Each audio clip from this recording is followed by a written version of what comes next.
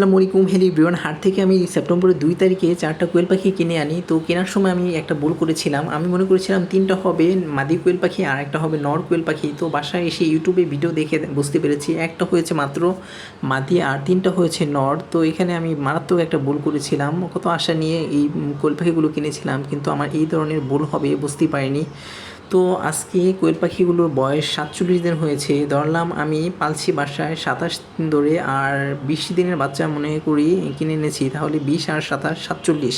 অনেকে নাকি 45 দিন বয়স থেকে কোয়েল পাখি ডিম পাড়া শুরু করে। তো আমার 47 দিন হয়ে গিয়েছে। আমার আনুমানিক ধারণা এখনও কোয়েল পাখি মাদিটার কোনো বৈশিষ্ট্য দেখতে পাচ্ছি না।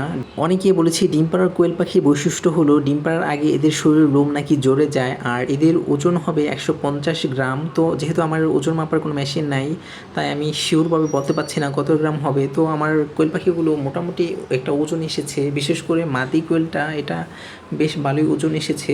নর কোয়েল পাখি থেকে মাদিটারই বেশ ওজন এসেছে আর একটু মোটো হয়েছে, দেখলেই বোঝা যায়। আর ধরার পর তো আর একটু ভালোভাবে বুঝতে পেরেছি। তো এখন আমি কোয়েল পাখিগুলো এই খাবারগুলো দিয়ে দেবো।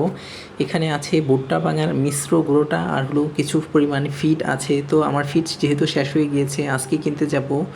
আমার খুব ইচ্ছা ছিল আরও কোয়েল পাখি কেনার, কিন্তু আশেপাশে কোথাও আমি কোয়েল পাখি খুঁজে পাচ্ছি না। আমাদের এলাকায় যেখানে একটা হাট বসে, তো সেইখানে হাটের মধ্যে দোকানের মধ্যে কোয়েল পাখিগুলো একদম অবস্থা খারাপ, একদম অসুস্থ, এবং এদের পাখার মধ্যে কোনো লোমই নেই আর ছোট ছোট বাচ্চা। তাই আমি সেগুলো কিনবো না, কারণ সেগুলো অসুস্থ পাখি, সেগুলো কিনে কোনো লাভ নেই।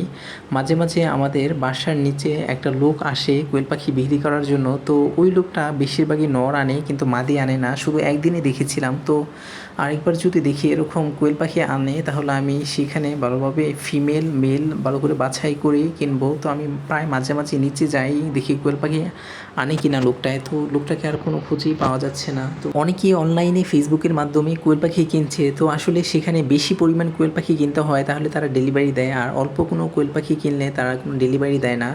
তো অনেকের এই গ্রুপে দেখলাম কোয়েল পাখি কিছু অ্যাডভান্স টাকা দেওয়ার পর ব্লক করে দিচ্ছে। আসলে অনেক চোর বাটপার ফেসবুকে ভরে গিয়েছে। যারা কোয়েল পাখি কেনে একটু সাবধানতা অবলম্বন করবেন। অন্যদিকে আমার 3টা নর কোয়েল পাখির মধ্যে একটিও নর ব্রিডিং করছে না। তো কতদিন বয়স থেকে কোয়েল পাখি নরটা ব্রিডিং করা শুরু করে আমার জানা নেই। কেউ জানলে আমাকে দয়া করে জানাবেন, অনেক উপকৃত হবে। অনেকের ভিডিওতে আমি কমেন্ট করেছিলাম কোয়েল পাখির মেলটা কতদিন বয়সে ব্রিডিং করে। ওনারা বলেছে 50, কেউ বলেছে 45, আবার অনেকে বলছে 40। তো আমার তো 40 দিন পেরিয়ে গিয়েছে, এখনও নর কোনো কোয়েল পাখি ব্রিডিং করছে না। তো আসলে এদের পর্যাপ্ত পরিমাণ বয়স হলে, অ্যাডাল্ট হলে তারপর ব্রিডিং করা শুরু করবে। অন্যদিকে দেখুন আমার এই কবুতরগুলো, এগুলো প্রায় অনেক দিন ধরে ব্রিডিং করছে, তারপর কোনো ডিম পাড়ার খবর নেই। আসলে এদের 6 মাস প্রায় শেষ হতে চলেছে, আর ব্রিডিং করছে প্রায় 2 সপ্তাহ হবে, এখন ডিম পারছে না।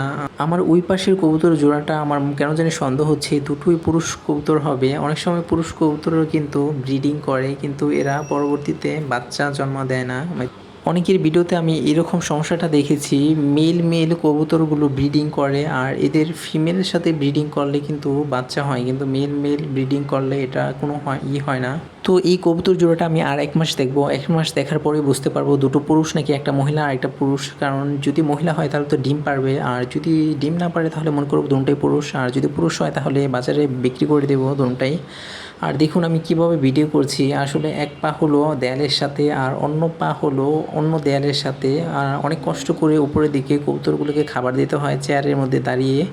একবার খাবার দেওয়ার সময় আমি চেয়ার উল্টে পড়ে যেতেছিলাম। আর এই মাঝখানে কিন্তু আমার আলাদা একটা খাঁচা আছে, যেই খাঁচাটা সিঙ্গেল খাঁচা, আর উপরে হলে 3টা খাঁচা আর নিচে হলে 3টা খাঁচা।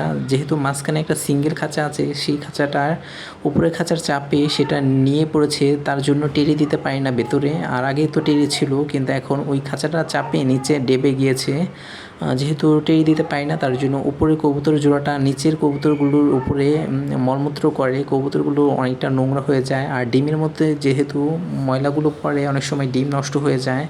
আমার মনে হয় এই সমস্যাটার কারণে আমার এই কবুতর জোড়াটা একটা ডিম ফুটেছে আর অন্যটা ডিমের মধ্যেই বাচ্চা মারা গিয়েছে, কারণ ভালোভাবে তা দিতে পারেনি। খাঁচা থেকে এই ফিমেল কোয়েল পাখিটাকে বের করে দেখলাম এটার ওজন কেমন হয়েছে। তো মোটামুটি একটা ওজন এসেছে। আর এই কোয়েল পাখিটা যদি ডিম পারে, তো সেই ডিমগুলো আমি জমিয়ে কোয়েল পাখি বা মুরগি দিয়ে ফুটাবো।